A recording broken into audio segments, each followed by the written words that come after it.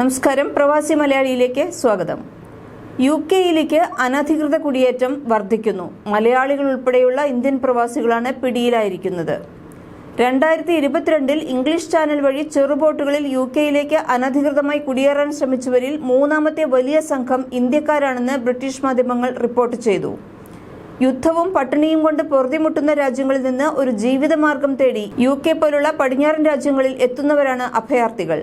നിയമപരിരക്ഷ ഇല്ലെങ്കിലും ജീവിക്കാൻ ഒരു നിവൃത്തിയുമില്ലാത്ത സാഹചര്യത്തിലാണ് ഇവർ ഇങ്ങനെ പലായനം ചെയ്യുന്നത്.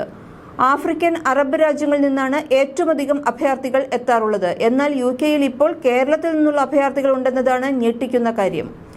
ഗൾഫ് വഴി കരമാർഗം യൂറോപ്പിലും അവിടെ നിന്ന് ബോട്ട് മാർഗം ഇംഗ്ലണ്ടിലേക്കും എത്തുകയാണ് ഇവർ. അനധികൃത കുടിയേറ്റക്കാർ ആയതിനാൽ ബംഗ്ലാദേശ്, പാകിസ്ഥാൻ സ്വദേശികളുടെ കച്ചവട സ്ഥാപനങ്ങളിൽ പാർട്ട് ടൈം ജോലി ലഭിക്കും. മണിക്കൂറിൽ 3 പൗണ്ടാണ് പ്രതിഫലം ലഭിക്കുക. ബ്രിട്ടീഷ് സർക്കാർ അംഗീകരിച്ച മിനിമം വേതനം 10 പൗണ്ടാണ്.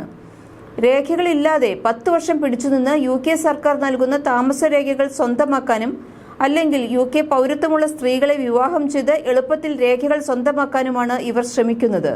മതിയായ താമസരേഖകൾ ഇല്ലാത്ത 1 ലക്ഷത്തിലേറെ ഇന്ത്യക്കാർ നിലവിൽ യുകെയിൽ ഉണ്ടെന്ന് കണക്കുകൾ വ്യക്തമാക്കുന്നു. പഞ്ചാബ്, ഹരിയാന, ജമ്മു കാശ്മീർ തുടങ്ങിയ സ്ഥലങ്ങളിൽ നിന്നുള്ള അവിദഗ്ധ തൊഴിലാളികളാണ് ഏറെയും.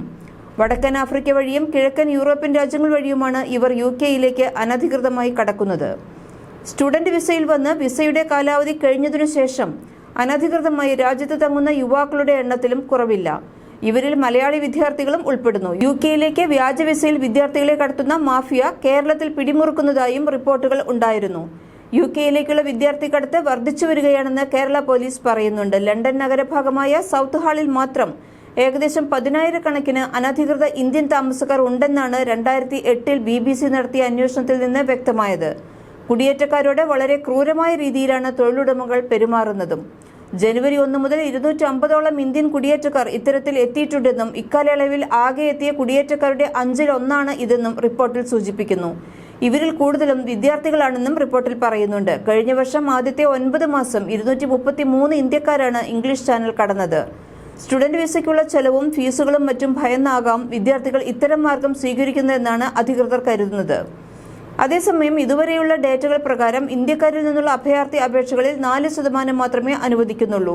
1180 പേരാണ് ഈ വർഷം ഇതുവരെ ചെറുബോട്ടുകളിൽ ഇംഗ്ലീഷ് ചാനൽ കടന്നുപോയിട്ടുള്ളത്. ഉയർന്ന അന്തർദേശീയ ഫീസിൽ നിന്ന് വ്യത്യസ്തമായി അഭയാർത്ഥികൾക്ക് ആഭ്യന്തര ഫീസിൽ പഠനത്തിന് അവസരം ലഭിക്കുമെന്ന പഴുത് ഉപയോഗിക്കാനാണ് ഇവർ ശ്രമിക്കുന്നതെന്ന് ഹോം ഡിപ്പാർട്ട്മെന്റ് വൃത്തങ്ങൾ പറയുന്നു.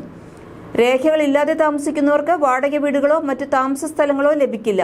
ആരോഗ്യ പരിരക്ഷയും ഇവർക്കില്ല. ബ്രെക്സിറ്റ് നിലവിൽ വന്നതിനെ തുടർന്ന് 2020 ഡിസംബർ 31 ശേഷം ബ്രിട്ടൻ ശക്തമായ സുരക്ഷാ സംവിധാനമാണ് രാജ്യത്തിന്റെ അതിർത്തിക്കുള്ളിൽ ഏർപ്പെടുത്തിയിട്ടുള്ളത്.